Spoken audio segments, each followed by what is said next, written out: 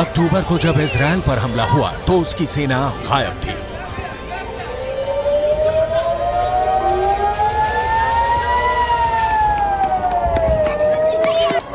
सबसे एडवांस मानी जाने वाली इजराइल की खुफिया एजेंसी को हमले की भनक तक नहीं लगी।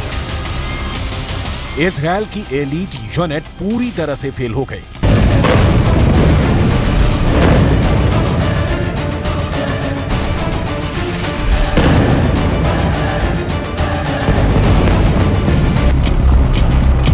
नेतन्याहू और उनकी कैबिनेट को समझ में नहीं आया कि ये हो क्या रहा है।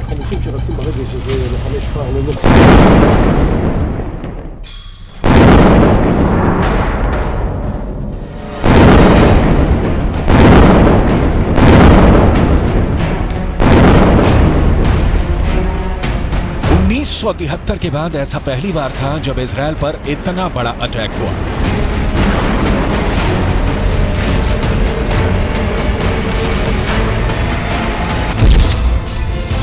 इजराइल पूरी तरह नाकाम हो गया, लेकिन उसकी एक बटालियन थी जो पूरी तरह अलर्ट थी और इस बटालियन को इजराइल में बिल्ली बटालियन के नाम से जाना जाता है।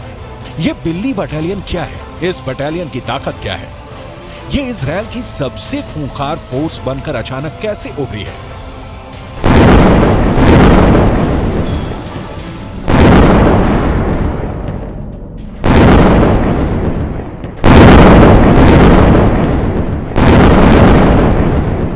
ये समझने के लिए सबसे पहले 7 अक्टूबर का ऑपरेशन देखिए, जब हमास ने इजराइल पर एक साथ 5000 रॉकेट दागे।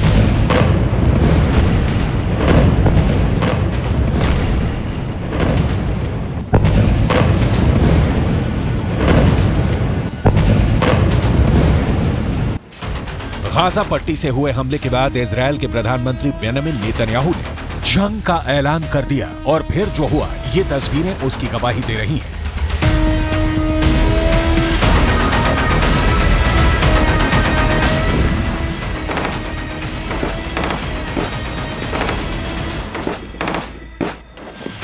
लेकिन नेतन्याहू जंग का ऐलान कर उससे पहले इजराइल की एक ऐसी यूनिट एक्टिव हो गई जिसने हमास के हमले को कमजोर कर दिया।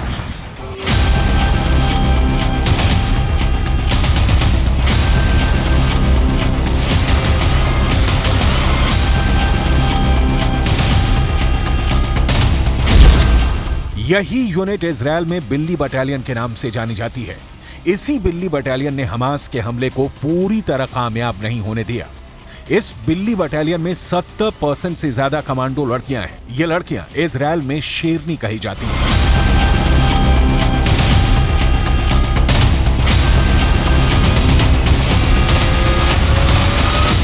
इजराइल की इस फोर्स को असल में काराकल बटालियन कहा जाता है। यह बटालियन इतनी खतरनाक है कि जिस मिशन को पूरा करने की ठान ले उसे अंजाम तक पहुंचाकर ही दम लेती है।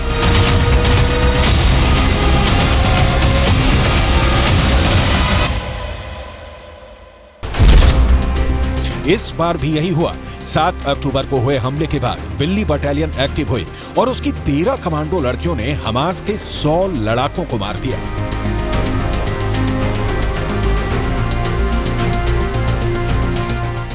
आईडीएफ की महिला कॉम्बैट फोर्स की ये टीम कैसे काम करती है, इसको कमांड कौन करता है, काराकल यानी बिल्ली बटालियन में शामिल होने के लिए महिला जवान को कितनी खतरनाक ट्रेनिंग से गुजरना पड़ता है, ये सब आपको बताएंगे। लेकिन सबसे पहले आप बिल्ली बटालियन के ऑपरेशन हमास के बारे में जान लीजिए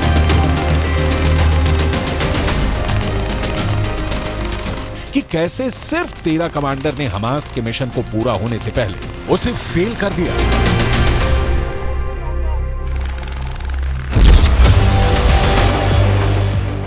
हमास के हमले की जानकारी मिलते ही कर्नल बेन येहूदा अपने 13 सैनिकों के साथ मिस्र की सीमा के पास इजराइल के सूफा मिलिट्री बेस पर पहुंची। यहीं पर हमास ने हमला किया था और वहां पहुंचते ही इस बिल्ली बटालियन की कमांडो ने लड़ना शुरू कर दिया। सूफा मिलिट्री बेस पर पहुंचने पर बिल्ली बटालियन ने देखा कि हमास ने कम से कम 50 इजरायली सैनिकों को बंधक बनाया हुआ है। दोनों तरफ से जबरदस्त लड़ाई हुई।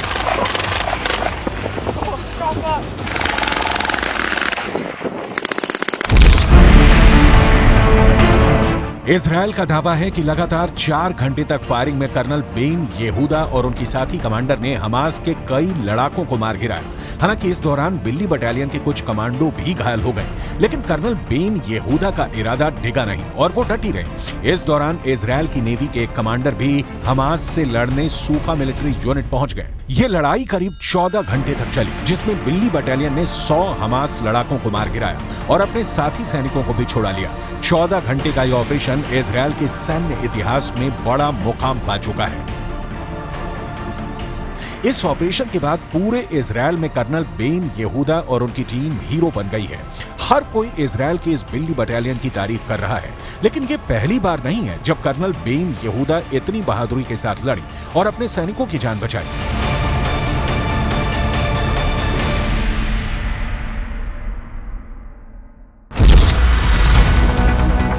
साल 2014 में भी बेन येहूदा मिस्र बॉर्डर पर इसी तरह के ऑपरेशन के दौरान जख्मी हो गई थी, लेकिन उन्होंने हार नहीं मानी और युद्ध में एक दुश्मन को मार गिराया था। इजरायल की बिल्ली बटालियन वाकई बहुत खतरनाक फोर्स है। अब ये भी समझ लीजिए कि ये बिल्ली बटालियन काम कैसे करती है। दरअसल इस खतरनाक बटालियन में महिला और पुरुष दोनों सैनिक मिलकर काम करते हैं, किसी भी ऑपरेशन को अंजाम देते हैं। खास बात यह कि इस बटालियन में महिलाओं की तादाद पुरुषों के मुकाबले काफी ज्यादा है।